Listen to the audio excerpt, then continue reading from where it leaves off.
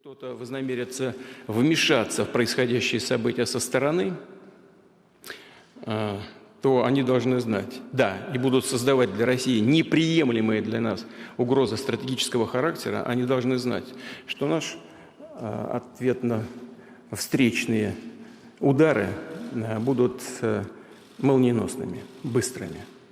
У нас есть для этого все инструменты, такие, которыми не может сейчас похвастаться никто, а мы хвастаться не будем. Мы будем их использовать, если потребуется. И хочу, чтобы все об этом знали. Something strange is happening right now in Transnistria, the Moscow-backed breakaway region of the country of Moldova. Now, if you didn't watch my previous video, Transnistria is kinda like the Donbass region of Ukraine. It is controlled by Russian separatists, backed by Vladimir Putin.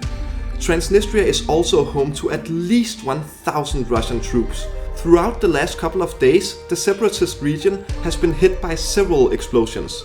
On Monday, a series of explosions hit the capital of the region, including the separatists' so-called state security building.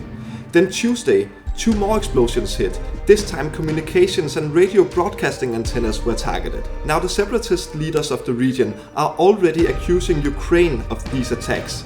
Everyone else, however, believes that Russia is behind.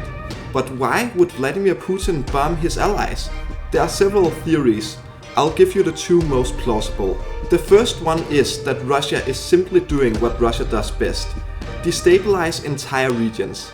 Now the second one is a lot more terrifying. As I said, Russia already have at least 1,000 soldiers stationed in the region. The separatists, however, number 20 to 25,000 soldiers, and they have been trained and armed by Moscow. Now if Vlad the Mad could maybe just somehow drag Transnistria into the war in Ukraine, these approximately 26,000 troops would be able to open up a whole new front line and in an entirely different part of the country. Russia is also in desperate need of soldiers, so another 26,000 troops could be extremely important for the Russian war effort. Now the separatists in Transnistria already blamed Ukraine for the attacks, so what could happen is that Putin could go out and say that Ukraine is attacking Transnistria. Then he would sign a piece of paper making the Russian recognition of Transnistria as an independent nation official.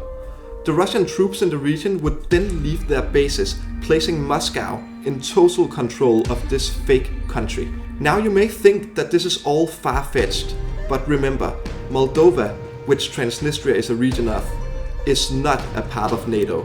And one more thing, Putin already did this exact same thing 3 times during the last 8 years. He did it in Crimea, he did it in Luhansk, and he did it in Donetsk. He could very well do it again.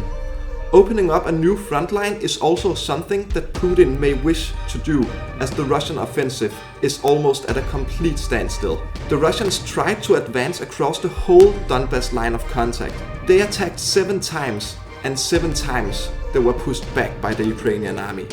The British Ministry of Defense reports that the Russians suffered significant losses during the battles. The Ukrainians destroyed 13 tanks, 17 armored vehicles, 3 artillery systems, and 3 drones. The Russians are also reported to have lost up to 200 soldiers in the fighting. This must have made the Russian generals very angry, because they have again resorted to the indiscriminate shelling of civilians. At least 7 villages have been hit north of Kherson, and along the Zaporizhia front line, the Russians again shelled at least 10 random villages, using mortars, howitzers, and Grad missiles. As I'm recording this, I'm getting news that a massive Russian advance is underway. The Russians have apparently stationed Iskander missiles in the town of Izium, which they're using to bomb nearby villages. The information on this ongoing attack is very scarce at the moment, but the Russian troops are right now fighting in the outskirts of Velika Komisyavka. They are also, for the 4th time in a row, trying to take the village of Pashkov. The Russians are also trying hard to establish control over the town of Yampil. The brave Ukrainians, however, seem to be holding them back. Intense Russian shelling is also reported in both Severodonetsk and Popasna.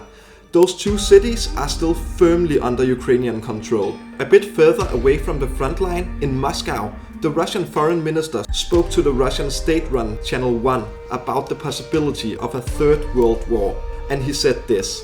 Совсем недавно, в январе уже нынешнего года, реализовалась еще одна наша инициатива в этом же направлении.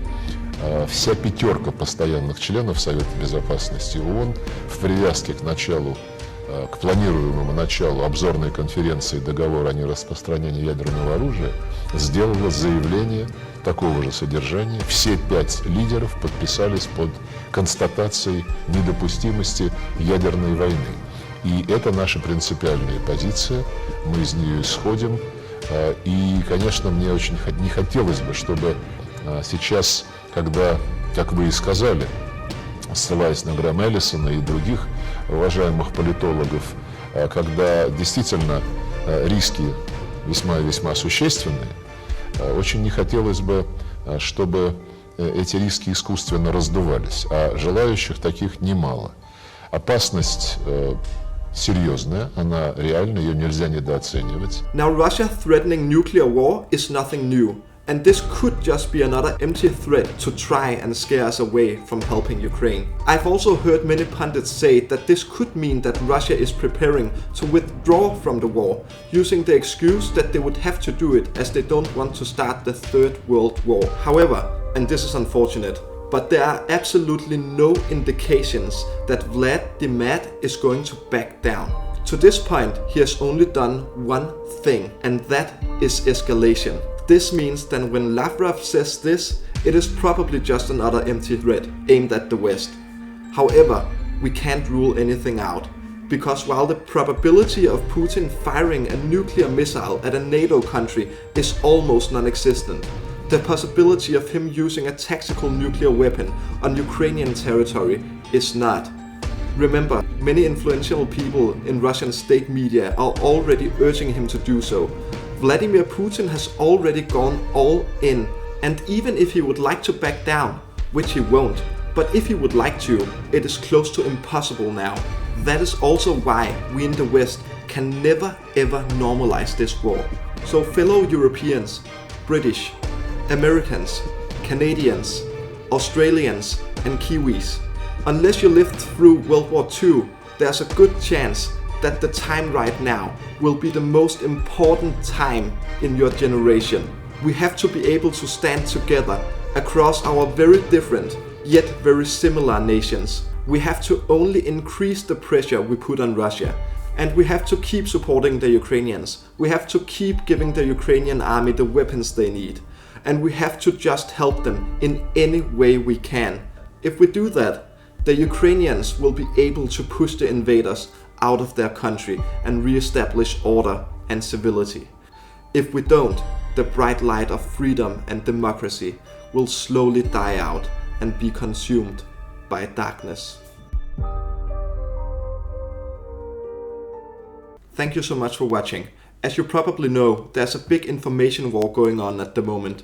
One way you can help in that war is by sharing this video with people that you know.